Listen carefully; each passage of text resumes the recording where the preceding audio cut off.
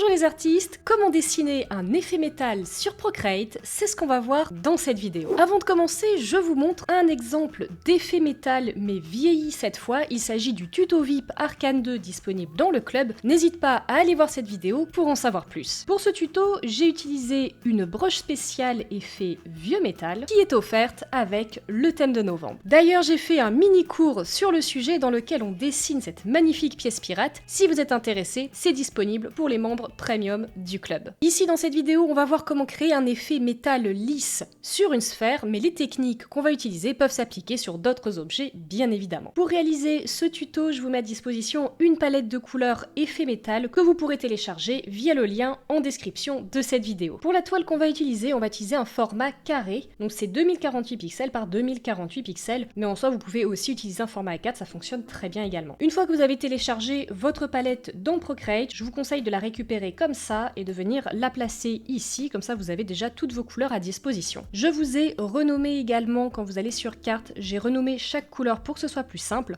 Donc on va avoir les 4 premières couleurs qui sont ici pour faire la base de la sphère. Ensuite on va avoir les lumières qu'on va utiliser pour illuminer la sphère. Et ici on va avoir le fond ainsi que les petites lumières qu'on a mis sur les côtés. Ce qu'on va faire dans un premier temps, c'est que sur notre premier calque, on va le renommer fond.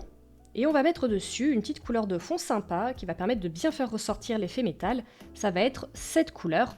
Donc ici elle est renommée avec le terme fond. Vous allez sélectionner cette couleur et vous la faites glisser dans votre calque. Ensuite on va créer un deuxième calque qu'on va mettre au-dessus et qu'on va renommer lumière, lumière fond. Et donc là, ce sera le calque qu'on va utiliser pour faire ces petites lumières, pour illustrer un petit peu les reflets qu'on a sur la sphère. On va faire un troisième calque qu'on va renommer sphère. Donc là, ça va être notre élément principal.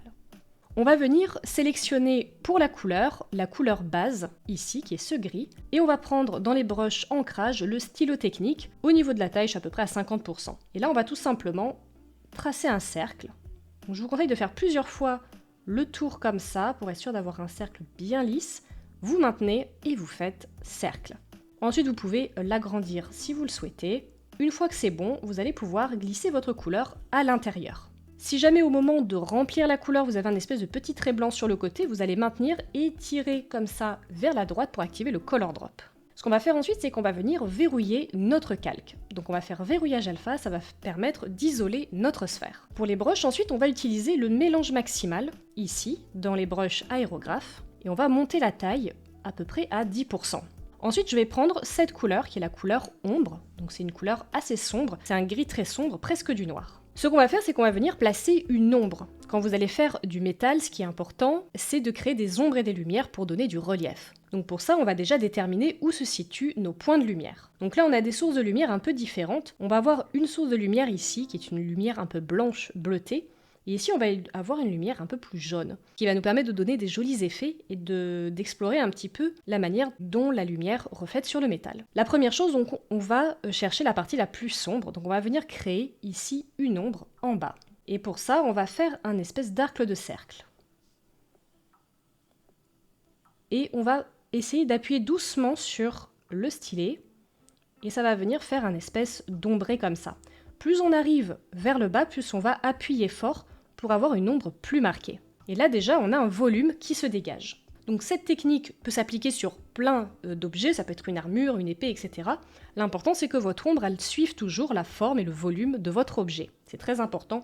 Donc là, vu qu'on est sur un objet sphérique, on va faire un arc de cercle pour bien créer le volume.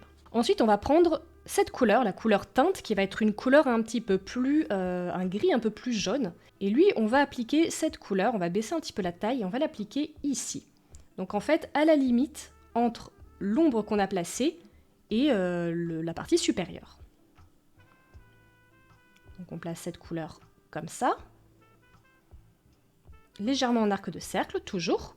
Et enfin, on va prendre la couleur reflet, qui est une couleur plus claire, et qu'on va venir placer là où on veut la touche de lumière, donc c'est-à-dire ici. Donc vu que c'est un objet sphérique, vu que je décide que la lumière arrive par ici, forcément l'ombre va se trouver de l'autre côté. Une fois que c'est fait, on va prendre l'outil Blend et on va utiliser le pinceau doux avec le Blend. Et là, je vais venir blender doucement, toujours en arc de cercle, les couleurs que j'ai mises.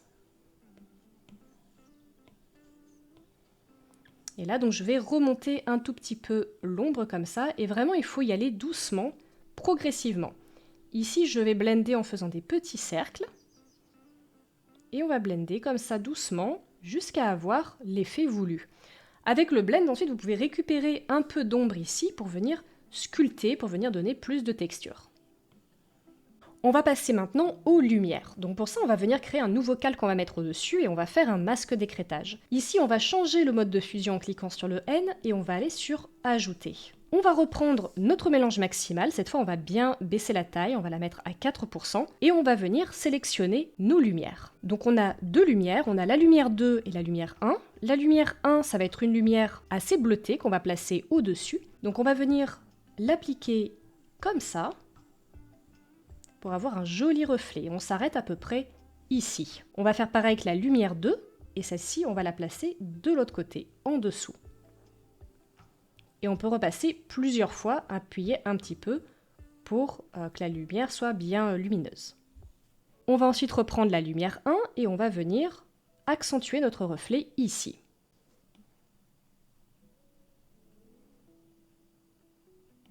Ensuite, on va prendre le blend et on va venir blender avec une petite taille pour étaler notre lumière. Donc vraiment délicatement et en suivant bien le bord arrondi de la sphère. Et là déjà on a une jolie lumière qui apparaît. On va faire pareil ici, on va commencer à blender la lumière au milieu. Ensuite on va continuer, on va rajouter un deuxième calque, on va refaire un masque d'écrêtage et cette fois-ci on va aller sur densité de couleurs. Et on va reprendre nos deux couleurs, la lumière 1, qu'on va venir placer ici encore une fois. Et là, du coup, ça va nous faire un effet un peu différent et beaucoup plus lumineux. Pareil ensuite avec la lumière 2, et on va faire la même chose en dessous. Et là, vous allez voir qu'on va avoir un très joli effet qui se dessine. Si vous voulez que ce soit un petit peu plus lumineux, il vous suffit de venir ici dans votre roue de couleurs et d'éclaircir un petit peu votre lumière pour avoir quelque chose d'un peu plus lumineux. Vous voyez l'idée. Je reprends le blend et je blende comme j'ai fait tout à l'heure. Ensuite, pour rajouter un petit peu de peps, on va reprendre la lumière 1 et on va rajouter quelques petites touches de lumière ici. Bien intensifiées. Et pareil ici, je vais faire des petites touches. Et ce que je vais faire, c'est que je vais venir éclaircir un petit peu pour avoir quelque chose d'encore plus lumineux. Donc vous voyez, vous pouvez vraiment vous amuser avec les couleurs, avec les lumières, un peu à l'infini en découlant des couleurs de base.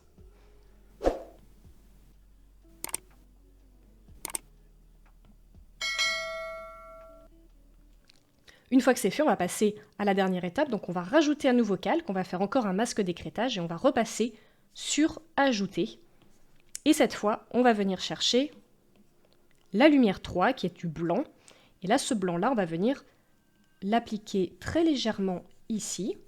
Donc on essaye vraiment de faire quelque chose de très fin, vraiment pour illuminer le côté de la sphère. Et on peut également en placer un petit peu de ce côté-là. On va également en profiter pour faire un beau reflet ici. On prend ensuite le blend et on va venir blender notre reflet et ce reflet-là.